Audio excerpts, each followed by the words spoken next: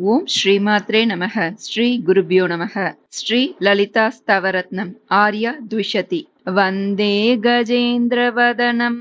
వామాకారూఢవల్లభాశ్లిష్టం కుంకుమపరాగశోణం కువలయిని జారకోరకాపీడం సజయతి సువర్ణశైలః సకల జగచ్చక్ర సంఘటితమూర్తికి కాంచన నికుంజవాటి కందలదమరీ ప్రపంచ సంగీతః హరిహయనైర్తమారుత హరితామంతేష్వస్థితం తస్య వినుమస్సానుత్రితయం విధిహరి గౌరీశ విష్టపాదారం మధ్యే పునర్మనోహర రత్నరుచిస్తబకరంజితదిగంతం ఉపరి చతుశ్శతయోజన ముత్తుంగం శృంగపుంగవముపాసే తత్ర చతుశ్శతయోజన పరిణాహం దేవశిల్పినా రచితం నానాసాలమనోజ్ఞం నమామ్యహం నగరమాదివిద్యాయాః ప్రథమం సహస్రపూర్వక షట్శతసంఖ్యాకయోజనం పరితః వలయీకృతస్వగాత్రం వరణం శరణం వ్రజామ్యయో రూపం తస్యోత్తరే సమీరణ యోజన దూరే తరంగితచ్ఛాయః ఘటయతు ముదం ద్వితీయో ఘంటాస్తనసార నిర్మితः సాలః ఉభయోరంతరసీమన్ యుద్ధామభ్రమరరంజితోదారం ఉపవనముపాస్మహే వయ మూరీకృతమందమారుతస్యందం ఆలింగ్య భద్రకాళీమాసీనస్తత్ర హరిశిలాశ్యామా మనసి మహాకాళో మే విహరతు మధుపాన విభ్రమే నేత్రః తార్తీయీకో వరణస్తస్యోత్తరసీం నివాతయోజనతః తామ్రేణ రచితమూర్తిస్తనుతా చంద్రతారకం భద్రం మధ్యే తయోశ్చ మణిమయ పల్లవశాఖా ప్రసూనపక్ష్మళితాం కల్పానోకహవాటీం కలయే మకరంద పంకిలావాళాం తత్ర మధుమాధవశ్రీ తరుణీభ్యాం తరళదృక్చకోరాభ్యాం ఆలింగితోవతాన్మా మణిశం ప్రథమర్తురాత పుష్పాస్త్రః నమత తదుత్తరభాగే నాకిపతోల్లంఘి శృంగసంగాతం సీసాకృతిం తురీయం సితకిరణాలోక నిర్మలం సాలం సాలద్వయాంతరాళే సరళాలికపోత చాటు సుభగాయాం సంతానవాటికాయాం సక్తం చేతోస్తు సతతమస్మాకం తత్ర తపనాతిరూక్షః సామ్రాజ్ఞీ చరణసాంద్రితస్వాంతః శుక్రశుచిశ్రీసహితో గ్రీష్మర్తుర్దిశతు కీర్తిమాకల్పం ఉత్తరసీమని తస్యోన్నతశిఖరోత్కంపిహాటకపతాకః ప్రకటయతు పంచమోనః ప్రాకారః కుశలమారకూటమయః ప్రాకారయోశ్చ మధ్యే పల్లవితాన్యభృతపంచమోన్మేషా హరిచందనధ్రువాటి హరతాదామూలమస్మదనుతాపం తత్ర నభశ్రీముఖ్యైస్తరుణీవర్గైः సమన్వితః పరితః వజ్రాట్టహాసముకरो వాంఛాపూర్తిం తనోతు వర్షర్తుః మారుతయోజనదూరే మహనీయస్తస్య చోత్తరే భాగే భద్రం కృషిష్టషష్టః ప్రాకారః పంచలోకధాతుమయః अनयोर्मध्ये सन्तत मङ्कूरदिव्यकुसुमगन्धायां मन्दारवाटिकायां मानसमङ्गीकरोतु मे विहृतिम् तस्यामिषोर्जलक्ष्मी तरुणीभ्यां शरदृतुः सदा सहितः अभ्यर्चयन् स जीयादम्बा मामोदमेदुरैः कुसुमैः तस्य श्रीसङ्ख्ययोजन दूरे देदीप्यमानशृङ्गौगः कलदौतकलितमूर्तिः कल्याणं दिशतु सप्तमः सालः मध्ये तयोर्मरुत्पत लङ्घितविटपाग्रविरुतकलकण्ठा श्रीपारिजातवाटी श्रियमणिशं दिशतु शीतलोदेशा तस्यामतिप्रियाभ्यां सह केलन् सहस्य लक्ष्मीभ्यां सामन्तो जशकेतोर्हेमन्तो भवतु हेमवृद्ध्यै नः उत्तरतस्तस्य महान् उद्भटहुतभुक्षिकारुणमयूकः तपनीयकण्डरचितस्तनुतादायुष्यमष्टमो वर्णः कादम्बविपिनवाटी मणयोर्मध्यभुवि कल्पितावासां कलयामि सूनकोरक कन्दलितामोदतुन्दिलसमीराम् तस्यामतिशिशिराकृति रासीनस्तपतपस्य लक्ष्मीभ्यां शिवमणिशं कुरुतान्मे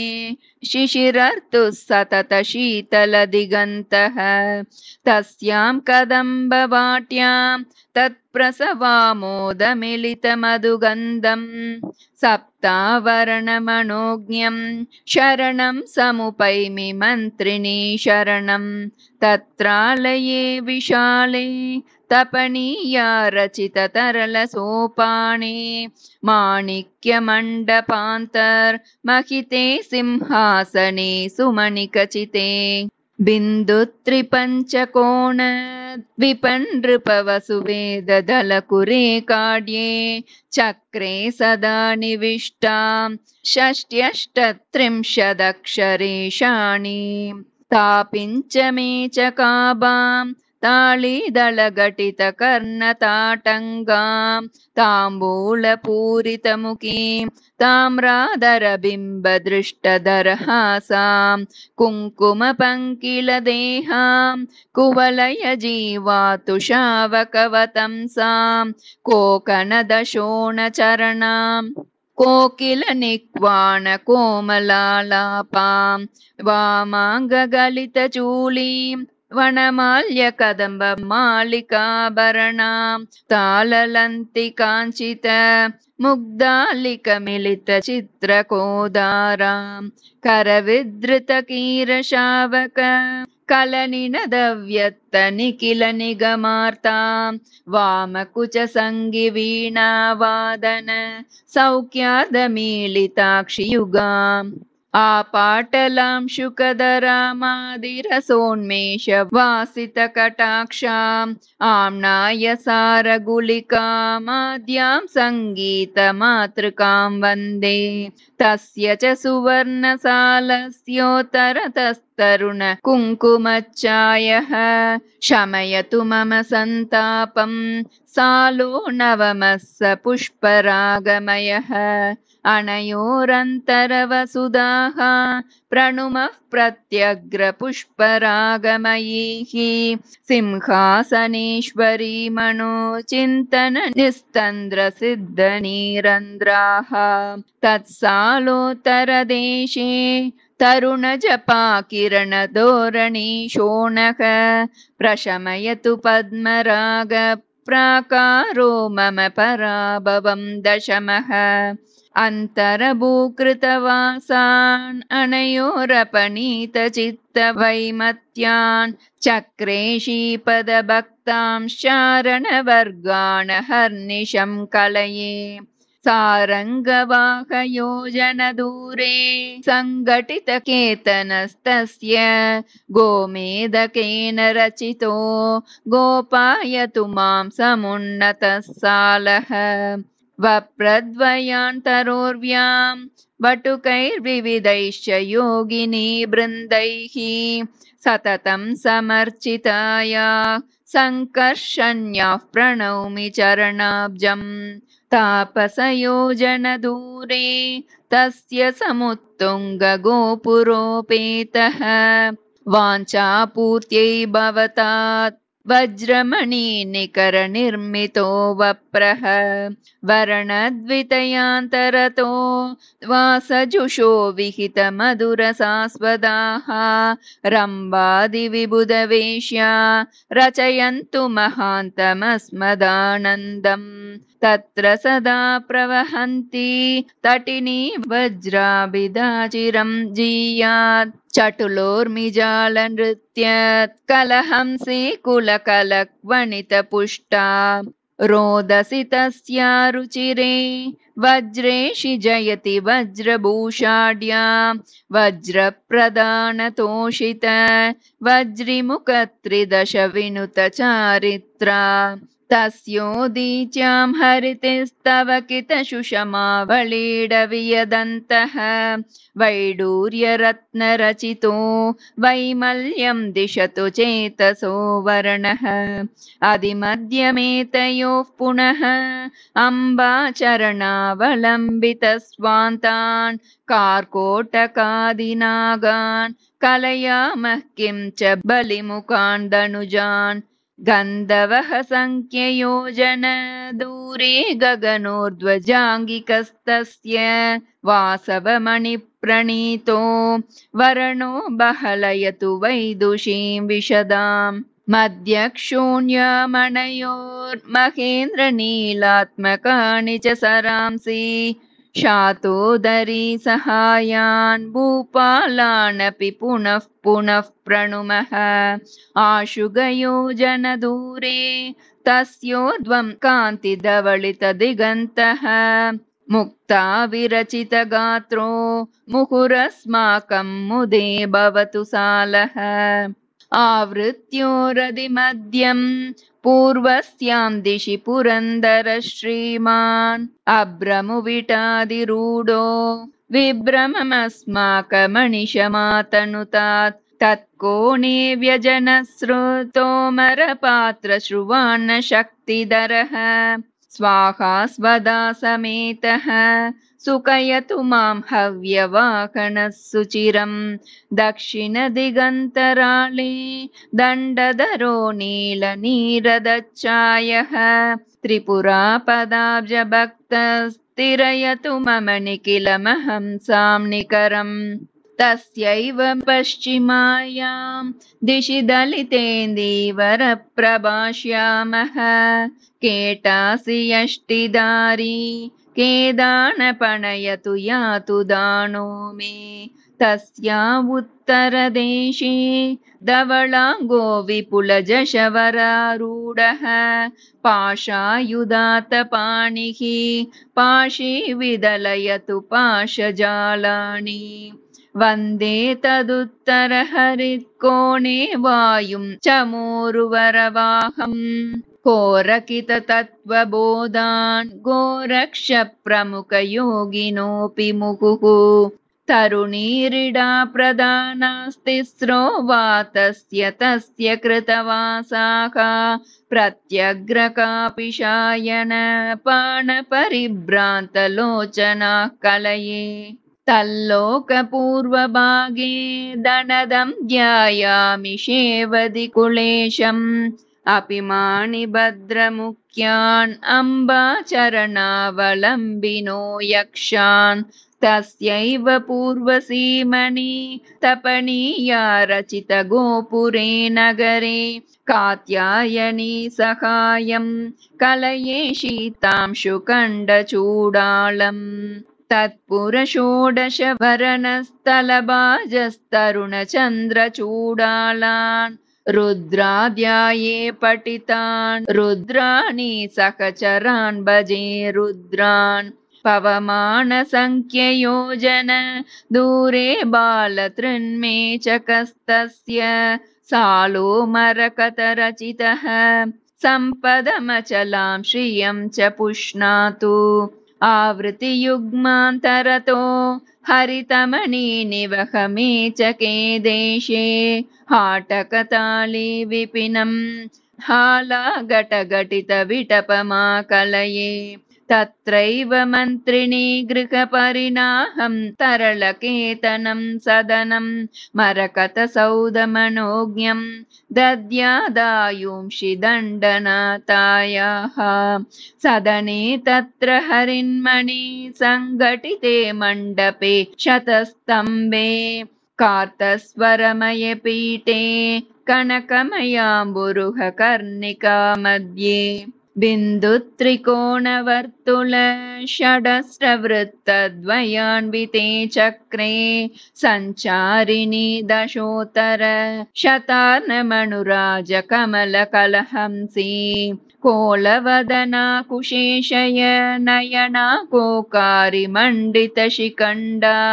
सन्तप्तकाञ्चनाभा सन्ध्यारुणचेलसंवृतनितम्बा हलमुसलशङ्खचक्राङ्कुशपाशाभयवरस्फुरितहस्ता कूलङ्कषाणुकम्पा कुङ्कुमजम्बालितस्तनाभोगा धूर्तानामतिदूरा वार्ताशेषावलग्नकमनीया आर्ताळी शुभदात्री वार्ताळी भवतु वाञ्छितार्थाय तस्याः परितो देवी स्वप्नेषुन्मत्तभैरवी मुख्याः प्रणमत जम्बिन्याद्या भैरववर्गांश हेतुकः प्रमुखान् पूर्वोक्तसङ्ख्ययोजन दूरे भूयांशु पाटलस्तस्य विद्रावयतु मदार्तिं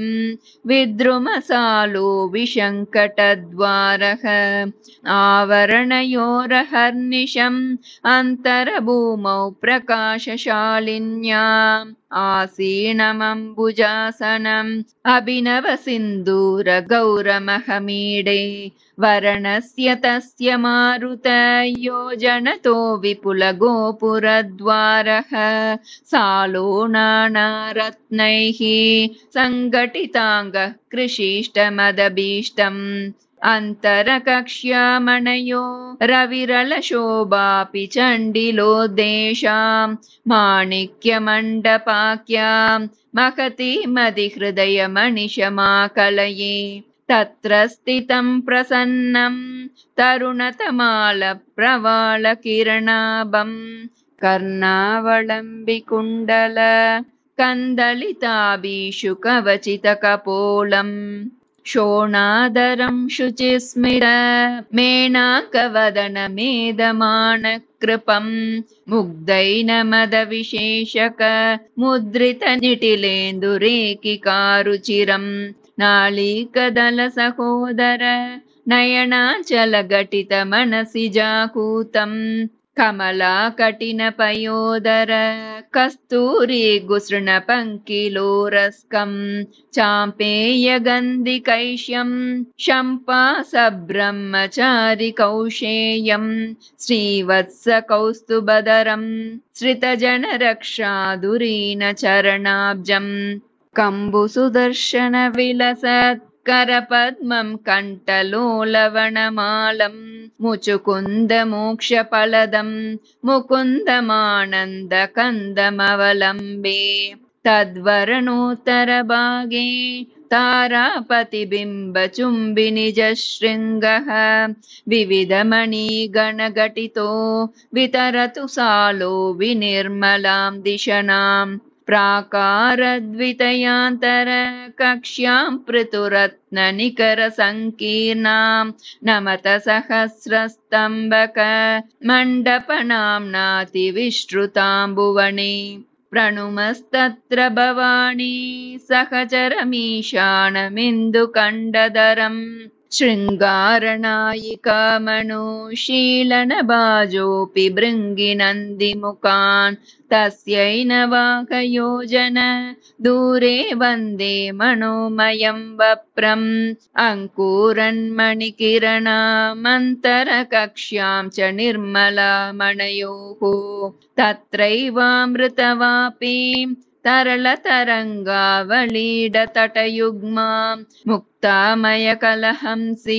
मुद्रितकनकारविन्दसन्दोहां शक्रोपलमयभृङ्गी सङ्गीतोन्मेषघोषितदिगन्तां काञ्चनमयाङ्गविलसत्कारण्डवषण्डताण्डवमनोज्ञां कुरुविन्दात्मकहल्लक कोरकशुषमा समूहपाटलितां कलये सुधास्वरूपां कन्दलितामन्दकैरवामोदां तद्वापि कान्तराळे तरळे मणिपोतसीं निविहरन्तीं सिन्दूरपाटलाङ्गीं सितकिरणाङ्कुरकल्पितवतंसां पर्वेन्दुबिम्बवदनां पल्लवशोणादरस्फुरितहासां कुटिलकबरीं कुरङ्गी शिशुनयनां कुण्डलस्फुरितगण्डां निकटस्थपोतनिलयाः शक्तिशयविधृतहेम शृङ्गजलैः परिषिञ्चन्तीं परितस्तारां तारुण्यगर्वितां वन्दे प्रागुत्तसङ्ख्ययोजनदूरे प्रणमामि बुद्धिमयसालम्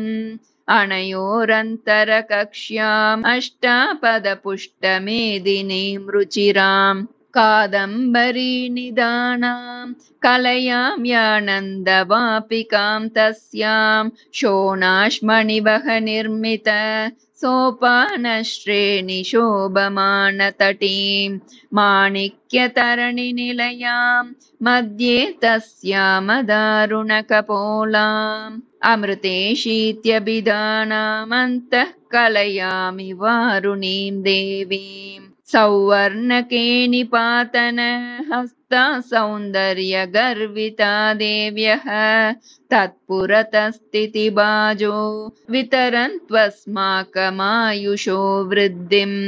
तस्य पृषदश्वयोजन दूरे हङ्कारसालमतितुङ्गं वन्दे तयोश मध्ये कक्ष्यां बलमानमलयपवमानाम् विनुमो विमर्शवापीं शौशुम्न सुधास्वरूपिणीं तत्र वेलातिलङ्घ्यवीची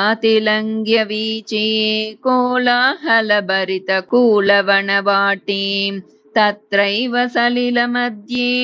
तापिञ्च दलप्रपञ्चसुषमाभां श्यामलकञ्चुकलसितां श्यामाविटबिम्बडम्बरहरास्याम् आभुग्नमसृणचिल्लीहसिता युग्मशरकार्मुकविलासां मन्दस्मिताञ्चितमुखीं मणिमयताटङ्कमण्डितकपोलां कुरुविन्दतरणिनिलयां कुलाचलस्पर्धिकुचनमन्मद्यां कुङ्कुमविलिप्तगात्रीं कुरुकुल्लां मनसि कुर्महे सततं तत्सालोत्तरभागे भानुमयं वप्रमाश्रये दीप्तं मध्यं च विपुलमणयोर्मन्ये विश्रान्तमातपोद्गारम् तत्र कुरुविन्दपीठे तामरसे कनककर्णिका घटिते आसीनमरुणवाससमम्लानप्रसवमालिकाभरणं चक्षुष्मती प्रकाशन शक्तिच्छाया समारचितकेलिं माणिक्यमुकुटरम्यं मन्ये मार्ताण्डभैरवं हृदये इन्दुमयसालमीडे तस्योत्तरतस्तुषारगिरिगौरम् अत्यन्तशिशिरमारुत मणयोर्मध्यं च चन्द्रिकोद्गारम् तत्र प्रकाशमानं तारानिकरैः परिष्कृतो देशम् अमृतमयकान्तिकन्दलमन्तः कलयामि कुन्दसितमिन्दुं शृङ्गारसालमीडे शृङ्गोल्लसितं तदुत्तरे भागे मध्यस्थले तयोरपि महितां शृङ्गारपूर्विकां परिकां तत्र मणिनौ स्थिताभिस्तपनीया विरचिता ग्रहस्ताभिः शृङ्गारदेवताभिः सहितं परिकादिपं भजे मदनं शृङ्गारवर्णवर्यस्योत्तरतः सकलविबुधसंसेव्यं चिन्तामणिगणरचितं चिन्तां दूरीकरोतु मे सदनं मणिसदनसालयोरधि मध्यं दशतालभूमिरुहदीर्घैः पर्णैः सुवर्णवर्णैर्युक्तां काण्डैश्च योजनोत्तुङ्गैः मृदुलैस्तालीपञ्चकमानैर्मिलिताञ्च केसरकदम्बैः सन्ततगलितमरन्दस्रोतो निर्यन्मिलिन्दसन्दोहाम् पाटीरपवनबालक दाटी निर्यत्परागपिञ्जरितां कलहंसीकुलकलकल कूलङ्कषन्निनदनिचयकमनीयां पद्मावतीं भजामः परिमलकल्लोलपक्ष्मलोपान्तां वलयितमूर्तिर्भगवान् वह्निक्रोशान्नतश्चिरं पायात् तत्राधारे देव्या पात्रीरूपः प्रभाकरः श्रीमान् द्वादशकलासमेतो द्वान्तं मम बहुलमान्तरं विन्द्यात् तस्मिन् दिनेशपात्रे तरङ्गितामोदममृतमयमर्घ्यं चन्द्रकलात्मकममृतं सान्द्रीकुर्यादमन्दमानन्दम् अमृते तस्मिन्नभितो विहरन्त्यो विविधमणितरणिबाजः षोडशकलासुधांशो शोकादुत्तारयन्तु मामनिशं तत्रैव विहृतिबाजो दातृमुखाणां च कारणेशानां सृष्ट्यादिरूपिकास्ताः शमयन्त्वकिलाः कलाश्च सन्तापं कीनाशवरुणकिन्नर राजदिगन्तेषु रत्नगेहस्य कलयामि तान्यजस्रं कलयन्त्वायुष्यमर्घ्यपात्राणि पात्रस्थलस्य पुरतः पद्मारमणविधिपार्वतीशानां भवनानि शर्मणेनो भवन्तु भासा प्रदीपितजगन्ति सदनस्यानलकोणे सततं प्रणमामि कुण्डमाग्नेयम् तत्र स्थितं च वह्निं तरलशिखा जटिलमम्बिकाजनकं तस्यासुरदिशि तादृश रत्नपरिस्फुरितपर्वणवकाढ्यं चक्रात्मकं शताङ्गं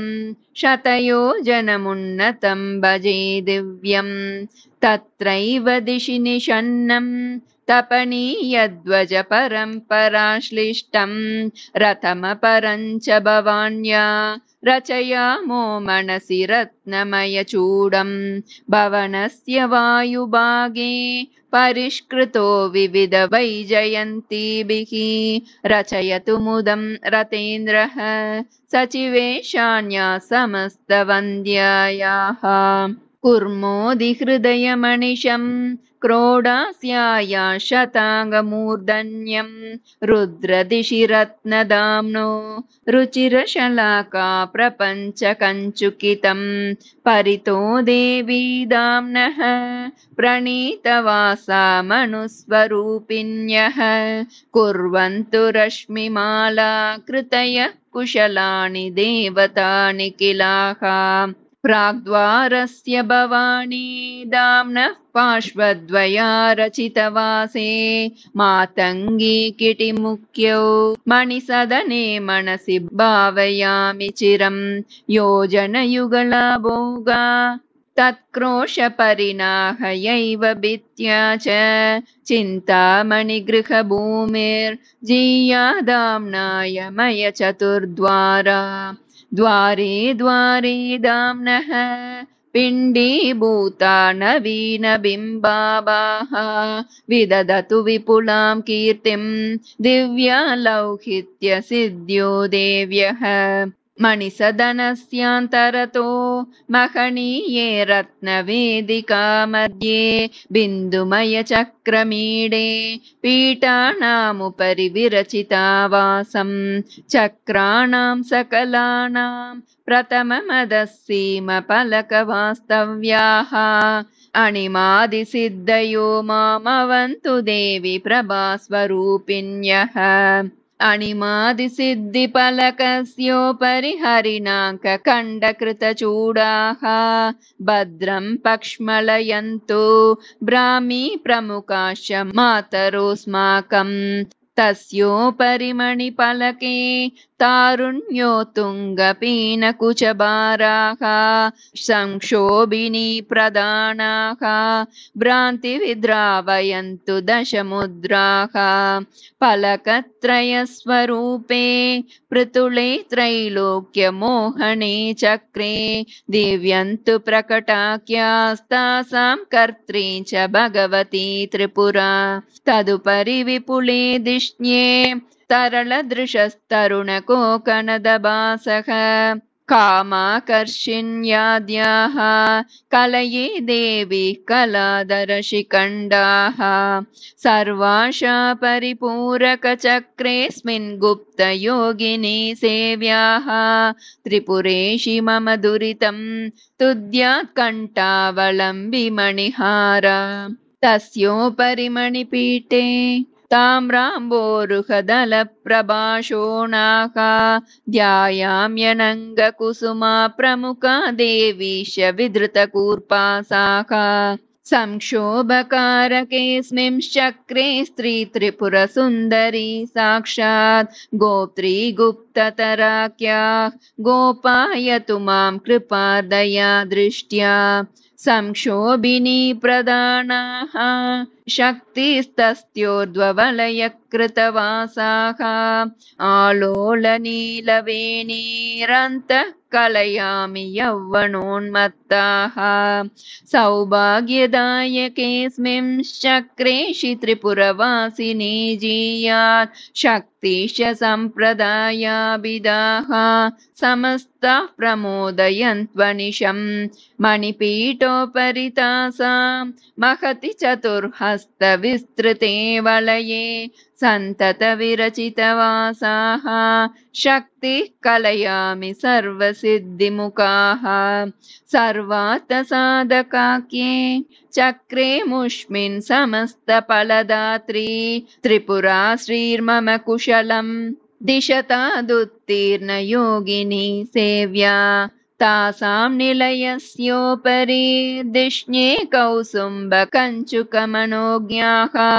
सर्वाज्ञाद्याः देव्यः सकला सम्पादयन्तु मम कीर्तिं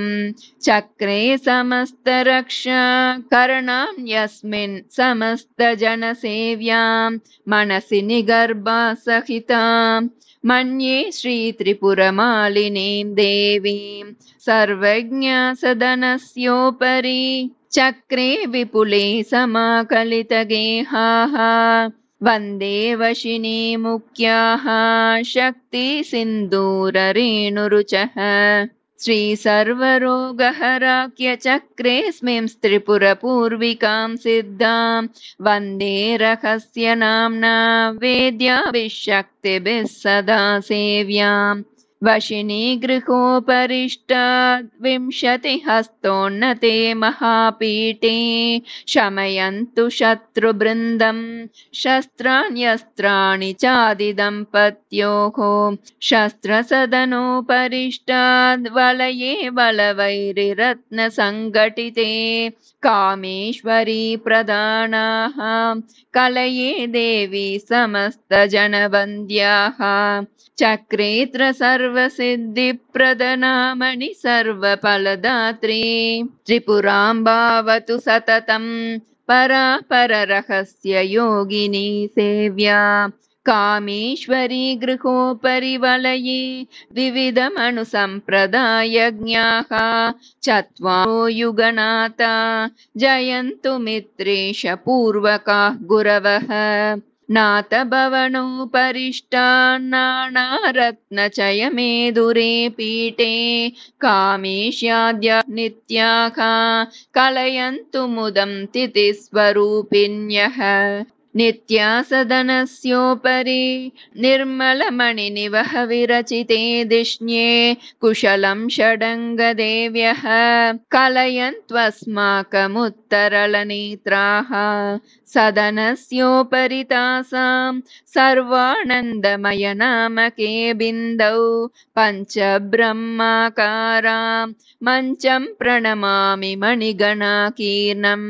परितो मणिमञ्चस्य प्रलम्बमाना नियन्त्रिता पाशैः मायामयी जवनिका मम दुरितं हरतु मे च कच्चाय मञ्चस्योपरि लम्बन् मदनी पुण्णागमालिका भरितं हरिगोपमयवितानं हरतादालस्य मनिषमस्माकं पर्यङ्कस्य भजामः पादाम्बिम्बाम्बुदेन्दुहेमरुचः अजहरिरुद्रेशमयाननलासुर मारुतेश कोणस्तान् पलकं सदा शिवमयं प्रणौमि सिन्दूररेणुकिरणाभम् आरभ्याङ्गीषीणां सदनात् कलितं च रत्नसोपानम् पट्टोपदानगण्डक चतुष्टय स्फुरितपाटलास्तरणं पर्यङ्कोपरि घटितं पातु चिरं हंसतूलशयनं नः तस्योपरि निवसन्तं तारुण्यश्रीनिषेवितं सततम् आवृन्तपुल्लहल्लकमरीचिकापुञ्जमञ्जुलच्चायम् सिन्दूरशोणवसनं शीतांशुस्तबकचुम्बितकिरीटं कुङ्कुमतिलकमनोहर कुटिलालिकहसितकुमुदबन्धुशिशुं पूर्णेन्दुबिम्बवदनं पुल्लसरोजातलोचनत्रितयं तरलापाङ्गतरङ्गित शपराङ्कनशास्त्रसम्प्रदायार्थम् मणिमयकुण्डलपुष्यन् मरीचिकल्लोल मांसलकपोलं विद्रुम सहोदरादर विसृमरसुस्मितकिशोरसञ्चारम् आमोदिकुसुमशेखरमाणीलभ्रूलतायुगमनोज्ञं वीटीसौरभवीची द्विगुणितवक्त्रारविन्दसौरभ्यं पाशाङ्कुशेक्षुचापप्रसवशस्फुरितकोमलकराब्जं काश्मीरपङ्किलाङ्गं कामेशं मनसि कुर्महे सततं तस्याङ्कभुवि निषण्णां तरुणकदम्बप्रसूनकिरणाभां शीतांशुकण्डचूडां सीमन्तन्यस्तसान्द्रसिन्दूरां कुङ्कुमललामभास्वन्निटिलां कुटिलतरचिल्लिकायुगलां नाळीकतुल्यनयनां नासाञ्चलनटितमौक्तिकाभरणाम् अङ्कुरितमन्दहासम् अरुणाधरकान्तिविजितबिम्बाभां कस्तूरिमकरीयुत कपोलसङ्क्रान्तकनकताटङ्कां कर्पूरसान्द्रवीटी कबलितवदनारविन्दकमनीयां कम्बुसहोदरकण्ठप्रलम्बमाना च मौक्तिककलापाम् कक्लारदामकोमल भुजयुगलस्फुरितरत्नकेयूरां करपद्ममूलविलसत्काञ्चनमयकटकवलयसन्दोहां पाणिचतुष्टयविलसत्पाशाङ्कुशपुण्ड्रचापपुष्पास्त्रां कूलङ्कषकुचशिखरां कुङ्कुमकर्दमितरत्नकूर्पासाम् अनुदायादवलग्नाम् अम्बुदशोभासनाभिरोमलतां माणिक्यखचितकाञ्चीमरीचिकाक्रान्तमांसलनितम्बाम् करबोरुकाण्डयुगलां जङ्गाजितकामजैत्रतूणीरां प्रपदपरिभूतकूर्मां पल्लवसच्चाय पदयुगमनोज्ञां कमलभवकञ्जलोचन किरीटरत्नांशुरञ्जितपदाब्जाम् उन्मस्तकानुकम्पामुत्तरलापाङ्गपोषितानङ्गाम् आदिमरसावलम्बामणिदं प्रथमोक्तिवल्लरी कलिकाम् आब्रह्मकीटजननीमन्तः कलयामि सुन्दरी मणिशम् कस्तुक्षितौ पटीयान् वस्तु स्तोतुं शिवाङ्कवास्तव्यम् अस्तु चिरन्तन सुकृतैः प्रस्तुतकाम्याय तन्मम पुरस्तात् प्रभु संमितोक्तिगम्यम् परमशिवोत्सङ्गतुङ्गपर्यङ्कम् तेजः किञ्चन दिव्यम् पुरतो मे भवतु पुण्ड्रकोदण्डम् मधुरिमभरितशरासम् मकरन्दस्यन्दिमार्गणोदारम् कैरविनीविटचूडम् कैवल्यायास्तु किञ्चन महोणः अक्षुद्रमिक्षुचापम् परोक्षमवलग्नसीम्नित्र्यक्षम् क्षपयतु मे क्षेमेतरमुक्षरतप्रेम पक्ष्मलं तेजः भृङ्गरुचिसङ्गरकरापाङ्गम् शृङ्गारतुङ्गमरुणाङ्गम् मङ्गलमभङ्गुरं मे घटयतु गङ्गाधराङ्गसङ्गिमः प्रपदाजितकूर्ममूर्जित करुणं बर्मरुचिनिर्मतनदेहम् श्रितवर्ममर्म शम्भोः किञ्चन मम नर्म शर्म निर्मातु कालकुरलालिकालिम कन्दलविजितालिविधृतमणिवाली मिलतु हृदि पुलिन जगनं बहुलितगलगरलकेलि किमपि महः कुङ्कुमतिलकितपाला कुरुविन्दच्चाय पाटलदुकूला करुणापयोधिवेला काचन चित्ते चकास्तु मे लीला पुष्पन्दयरुचिवेण्यक पुलिना भोगत्रपाकरश्रेण्यक जीयासुरिक्षुपाण्यक काशन कामारिकेलि साक्षिण्यक तपनीयां शुकभां सिद्राक्षा माधुर्य नास्ति कवचांसि कतिचन शुचं महांसि क्षपयतु कपालितोषितमनांसि असितकचमायताक्षं कुसुमशरं कुलमुद्वह कृपार्द्रम् आदिमरसादिदैवतमन्तः कलये हराङ्कवासिमकः कर्णोपान्ततरङ्गित कटाक्षविस्पन्दिककण्ठदग्नकृपां कामेश्वराङ्कनिलयां कामपि विद्यां पुरातनीं कलये अरविन्दकान्त्यरुन्तुद विलोचनद्वन्द्वसुन्दरमुखेन्दु चन्दः कन्दलमन्दिरमन्तःपुरमैन्दुशेखरं वन्दे बिम्बिनिकुरम्बडम्बर विडम्बकच्चायमम्बरवलग्नं कम्बुगलमम्बुदकुचं बिम्बोकं कमपि चुम्बतु मनो मे कमपि कमनीयरूपं कमलाम्यन्तः कदम्बकुसुमाढ्यं चम्पकरुचिरसुवेशैः सम्पादितकान्त्यलङ्कृतदिगन्तं शम्पारुचिबरगर्ह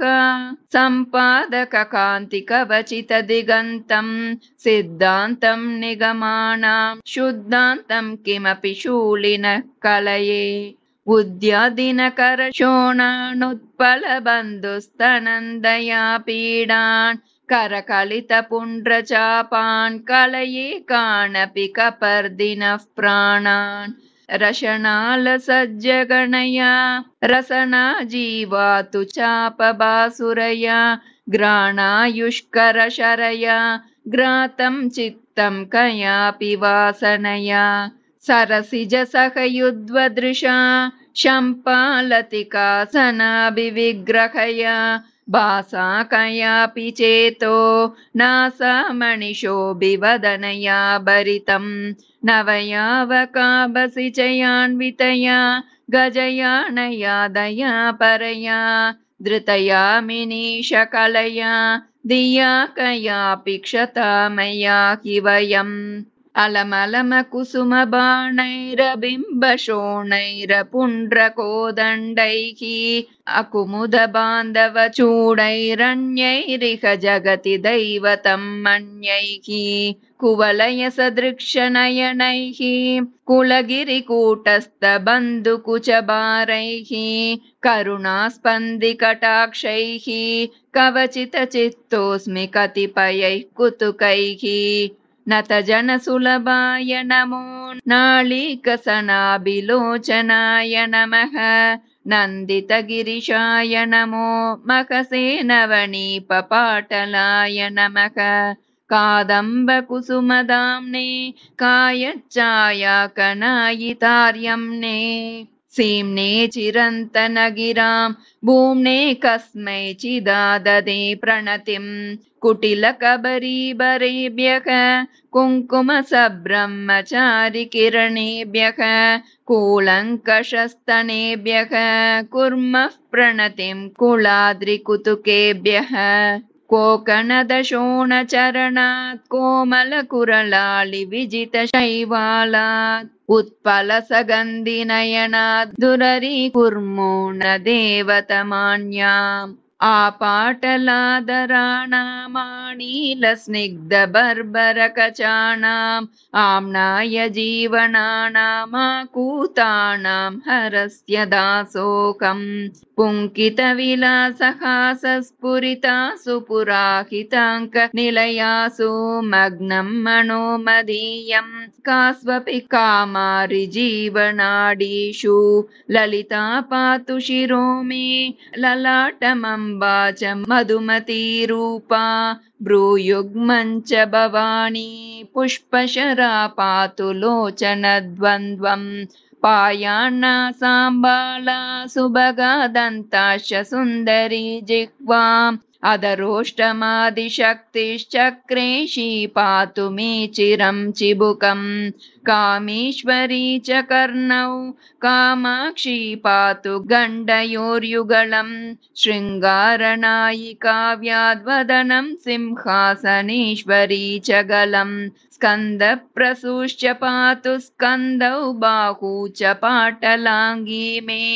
पाणी च पद्मनिलया पायादनिशं न कावलीर्विजया कोदण्डिनी च वक्षः कुक्षिं चाव्यात्कुलाचलतनूजा कल्याणी च वलग्नं कटिं च पायात् कलादरशिखण्डा ऊरुद्वयं च पायादुमा मृडाणी च जानुनी रक्षेत् जङ्गे च षोडशी मे पायात् पादौ च पाशश्रीनिहस्ता प्रातः पातु परामां मध्याह्ने पातु मणिगृहादीशा शर्वाण्यवतु च सायं पायाद्रात्रौ च भैरवी साक्षात् भार्यां रक्षतु गौरीं पायात् पुत्रांश बिन्दुगृहपीठा श्रीविद्या च यशो मे शीलं चाव्याचिरं महाराज्ञी पवनमयी पावकमयी क्षोणीमयी गगनमयी कृपीटमयी रविमयी शशिमयी दिङ्मयी समयमयी प्राणमयी शिवे पाहि कालिकपालिनि शूलिनी भैरवि मातङ्गि पञ्चमि त्रिपुरे वाग्देवि विन्ध्यवासिनी बाले भुवनेशि पालय चिरं माम् अभिनव सिन्दूराभामम्ब त्वां चिन्तयन्ति ये हृदये उपरि निपतन्ति तेषामुत्पलनयना कटाक्षकल्लोलाः वर्गाष्टकमिलिताभिर्वशिनी मुख्याभिरावृतां भवतीं चिन्तयतां सितवर्णां वाचो निर्यान्त्ययत्नतो वदनात् कनकशलाका गौरीं कर्णव्यालोलकुण्डलद्वितयां प्रहसितमुखीं च भवतीं ध्यायन्तो ये त एव भूदनदाः शीर्षाम्बोरुकमध्ये शीतलपीयूषवर्षिणीं भवतीम् अनुदिनमनुचिन्तयतामायुष्यं भवति पुष्कलमवन्याम् मधुरस्मितां मदारुणनयनां मातङ्गकुम्भवक्षोजां चन्द्रवतंसिनीं त्वां सविदे पश्यन्ति सुकृतिनः केचित् ललितायास्तव रत्नं ललितपदाभिः प्रणीतमार्याभिः प्रतिदिनमवनौ पठतां फलानि वक्तुं प्रगल्भते सैव सदसदनुग्रह गृहीतमुनिविग्रहो भगवान् सर्वासामुपनिषदां दुर्वासा जयति देशिकः प्रथमः इति श्रीमहर्षिदुर्वासः विरचितं श्रीललितास्तवरत्नं सम्पूर्णं श्रीगुरुभ्यो नमः।